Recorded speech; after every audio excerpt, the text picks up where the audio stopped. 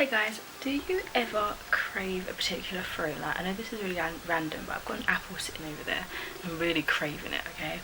Anyway, today I'm here talking really softly. I know, I do apologise. I hope you can't hear the music in the background. I'm going to try and put actual music in the background, so hopefully it distracts you from that. But today I'm here to talk about my AYEARATHON wrap-up. So I will be having 2, maybe 3 wrap-ups this month, including my AYEARATHON, which is now, then my main book wrap-up. If I read a lot, then I'll do one for this month, and then hopefully a film/TV wrap-up, because I didn't do one last year. I only watched like 2 major things, so I'm tagging it on to September if I watch any more stuff of significance, so maybe 3, okay? So I read 3 things. Again, I like things in 3s, as you can tell. I actually do, 3 is my favourite number. So yeah, I read 3 books for the AYEARATHON. So this month, for the month of September, it was spanning from 4th to the 10th, and the theme was standalone books, and the challenge was one-word titles. I don't really focus too much on the one-word titles, just because I think I already mentioned in the TBR that I don't really have any standalone books with one-word titles, and I accidentally read a book that's part of a series that I didn't know, so do excuse me on that, but I read 3 books.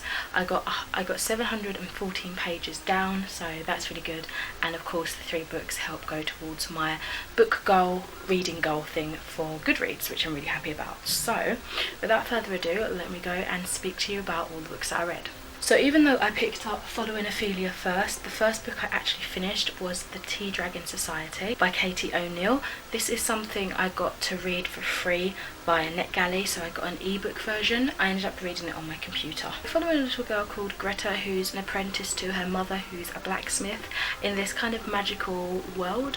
She gets involved with some people that are into tea brewing, that's sort of their trade, and so they have tea dragons to infuse the teas, I guess, with their different flavours, and she ends up learning about that and kind of masters both blacksmithing and the tea making dragons. The art of taking care of a tea dragon is slowly dying, so it kind of makes her really eager to try and help and make a society again and learn a new skill. I gave this a 5 out of 5 stars. I thought it was a really beautiful story. The artwork was such a visual pleasure, like it was really stunning to just look and sort of digest what I was seeing on the page. It was really beautiful, and I think it helped to create such an easygoing, lovely, enchanting story. Greta as a character just made me really happy. I feel like she was such an easygoing child. She found it natural just to make friends in any situation, and I just loved her character. Her as a character just instantly made me happy. Just enjoyed reading about her little life, really. I also loved how I guess diverse this book was, and how it kind of threw away the traditional stereotypical views of genders. For example, Greta does have a mum and dad, but the traditional roles, as you might imagine, are switched. The mother is very tall, very what's that word, like she's very strong, like she's got quite a lot of muscle, and she's more masculine in that sense. She does a more masculine job, such as blacksmithing, whilst her dad sells sort of the stuff that his wife makes, as well as other delicate things. He's very slight and just way more feminine. He has lovely long hair, very more feminine in his character. You don't see a lot of him though, to be fair. You don't see a lot of the mother either, because it's not really about their story, but just that initial attention to detail there was really interesting, and that theme sort of runs throughout the rest of the characters in the book. There is a hint at a little romance between Greta and another little girl, which is I thought was really sweet. It wasn't anything sordid, or you know, it was just beautiful and natural and real, basically. The characters that she meets, there are other people that are very diverse as well. I just loved it, basically. Really enjoyed it. And not only was it diverse in sexuality, but it was diverse in able-bodied and not able-bodied, so we had a lot going on, and I think it's nice to see stuff like that in a fantasy setting, and how natural and normal it is. I just feel like that just needs to be our everyday.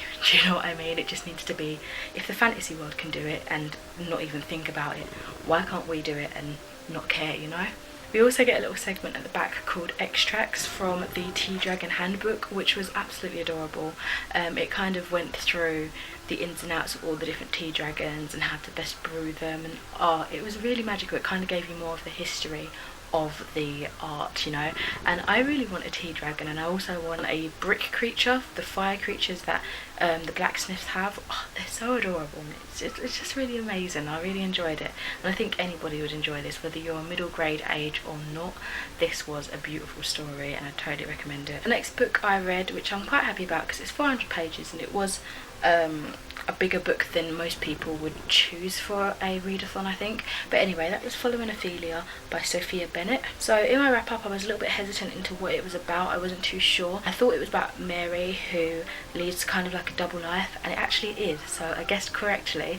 So we have Mary. She's sent to London, well, she's called for to London from her cousin Harriet, who works as a maid in one of the, like, a rich, not famous, but famous because they're rich sort of thing, houses in London. It's set in Victoria, London, and she's sent to be a maid for a neighbouring house that is not as well off as her cousin's household, but still pretty decent. But she ends up getting into this crowd of artists, and she's basically living a double life, living the life that she truly wants, but even still she is trapped and kind of limited in what she can really do. And I think that all draws back to the fact that she's a woman in Victorian London. So I gave this a 4 out of 5 stars. I hadn't really before dived into a YA historical fiction. I don't really read much historical fiction as it is, so I didn't know if it was going to be that good, especially coming from a YA perspective, because I don't know, I had my reservations. Honestly, I'm really glad that it was just as awesome on the inside as it looks, and I actually think that drives home a particular point that the story sort of had as a theme as well, about being, you know, more on the inside than just a pretty face. So that was really cool, and I liked how I felt like that made a little connection. Oh, I've got to mention, on an aesthetic level, this is stunning. Like, not just the artistry on both the front cover and the back cover, but the actual quality as well. Like, this cover feels like, I don't even know, it feels like glassy, glossy, thick, and the paper itself is really thick and nice and silky feeling. So it's just a dream to read. It was just a really beautiful cover. It's from the publishing house Little Tiger, so I'm totally going to have to look up what other books they publish, because if I like the sound of those, I'm definitely going to get some more, because this is just really beautiful, really well made, nice and heavy. Sorry, that's just me nerding out about the quality of the book. Sorry, I'll get back on track now. So the characters themselves are really lovely to read from, which is funny to say because not everybody was lovely. And being Victorian London with a lot of wealthy, well-to-do men, a lot of them are rather pompous as well and quite arrogant. But still, it was interesting to see the different perspectives, and I guess because of how well they were born into society, do you know what I mean, like different classes and stuff, it was interesting to see their thought process. And for a lot of it, because it's really difficult to say, for a lot of it I can see it not being very realistic, because how does a maid of working class lineage, I guess, is that the word, fall into a crowd of artists, and is that accepted? Do you know what I mean? It doesn't sound like that would really happen, but it worked for the story, and I don't have any criticism on that really, because it was enjoyable and I did like what I got from it.